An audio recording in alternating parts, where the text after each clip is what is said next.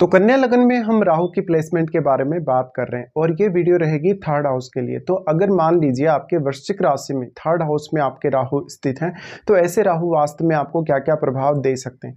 यहाँ पे राहु स्थित हैं तो वैसे तो हम राहु को थर्ड हाउस में काफ़ी ज़्यादा अच्छी स्थिति में मानते हैं, लेकिन यहाँ मंगल के घर में राहु के होने से उतने ज़्यादा बेहतर परिणाम आपको नहीं देखने को मिलेंगे।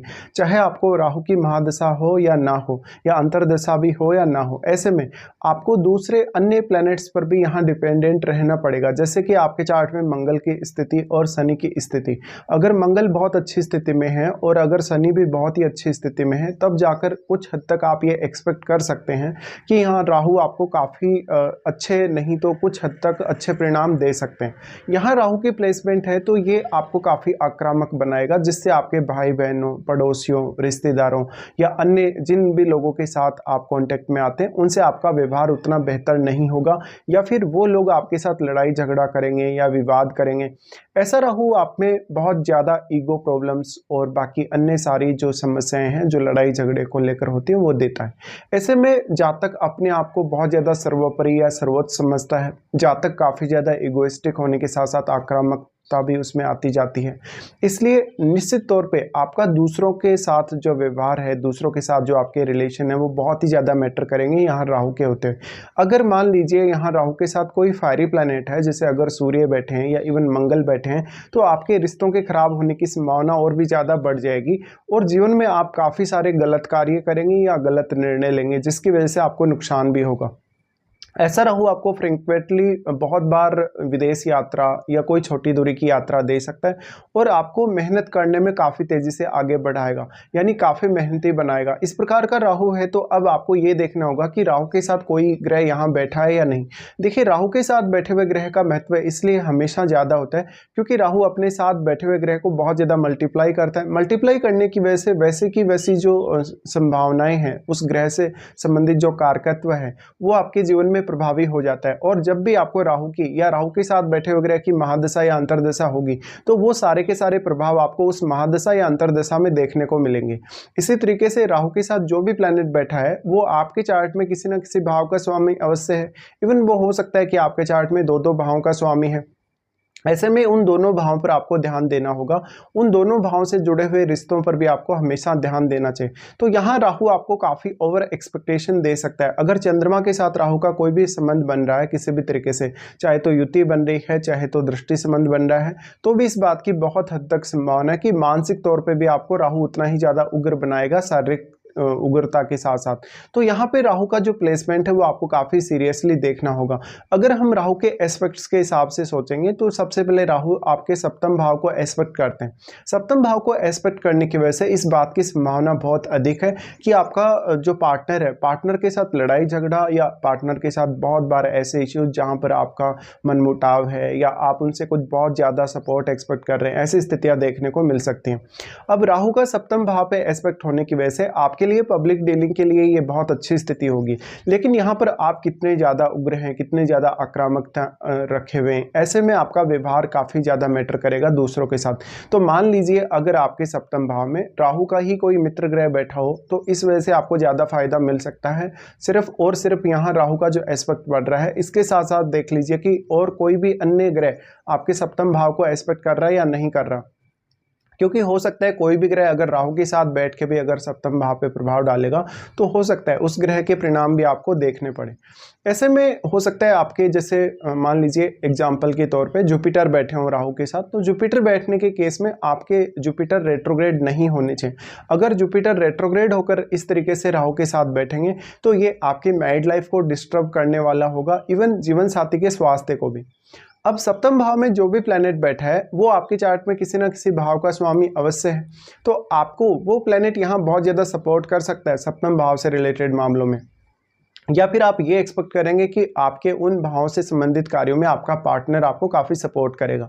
राहु का ये जो सप्तम भाव पे दृष्टि है, इसकी वजह से जातक कभी कभी बहुत ज़्यादा शो ऑफ भी करेगा, अपने आप का वो दिखावा भी करेगा और काफ़ी सारी चीज़ें वो लोगों से छुपाने वाला हो सकता है। ऐसा राहु आपको काफ़ी ज़्यादा क्विकली निर्णय लेने और काफ़ी तेज़ी से रणनीति बनाने में माहिर बना सकता है।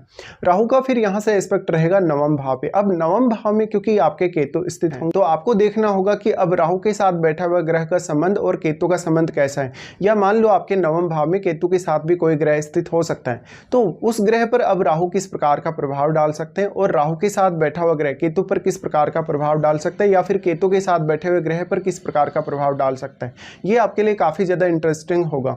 इसके साथ साथ अगर राहु का प्रभाव हमें देखना हो, नवम भाव पर जो राहु का प्रभाव पड़ रहा है वहां पर आपको ये देखना होगा कि जो केतु के साथ प्लैनेट बैठा है क्या वास्तव में वो राहु के साथ मित्रवत है। अगर केतु के साथ बैठा हुआ ग्रह राहु के साथ एक मित्रवत ग्रह है तो जो राहु का प्रभाव पड़ रहा है उसकी वजह से उस प्लैनेट को बहुत ज़्यादा सपोर्ट मिल सकता है। लेकिन एक्चुअल में अगर आपका शुक्र मजबूत स्थिति में नहीं है चार्ट में, तो आपको अपने भाग्य को जगाने के लिए या इवन आपके लॉन्ग डिस्टेंस टूर या हायर स्टडीज़ के लिए आपको ज़्यादा मेहनत करनी पड़ सकती है, क्योंकि केतु नवम भाव में होने की वजह से यहाँ के गुणों को यहाँ केतु ने काफ़ी ज़्यादा एब्जॉर्ब किया है।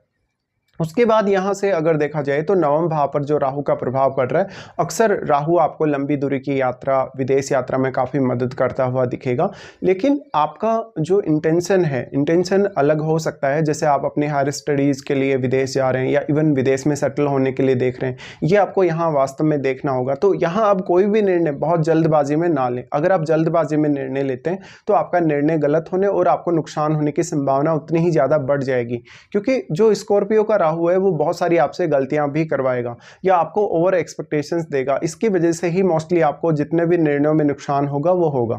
उसके बाद राहु यहाँ एस्पेक्ट करते हैं 11वें घर को। 11वें घर को जब राहु एस्पेक्ट करते हैं, यहाँ आर्थिक स्थिति को लेकर जातक को काफ़ी ज़्यादा चिंता में डालेंगे। इसके साथ साथ देखा जाए तो जो 11वें भाव पर एस्पेक्ट है उसके वजह से जातक को अक्सर आर्थिक रूप से जीवन में उतार चढ़ाव काफ़ी ज़्यादा रहेंगे। आपकी इनकम को लेकर कहीं ना कहीं आपको बहुत ज़्यादा चिंता देगा ऐसा राहु।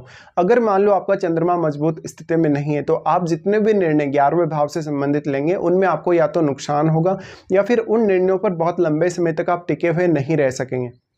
ऐसे में अगर आप बार बार निर्णय बदलेंगे तो आपका हार्डवर्क भी उसी वे में बढ़ता जाएगा। राहु का जो 11वें भाव पे प्रभाव पड़ रहा है, इसकी वजह से आपके पास इनकम को लेके बहुत सारे आइडियाज़ हो सकते हैं, लेकिन क्योंकि राहु आपको बहुत ज़्यादा एग्रेसिव बना रहा है, एग्रेशन की वजह से ही अब आपको नुकसान होने की संभावना बहुत ज़्यादा होगी आर्थिक रूप से। ऐसे में आपको देखना होगा कि आपके 11वें भाव में कोई ऐसा प्लैनेट है जो वास्तव में राहु का एक मित्र ग्रह हो।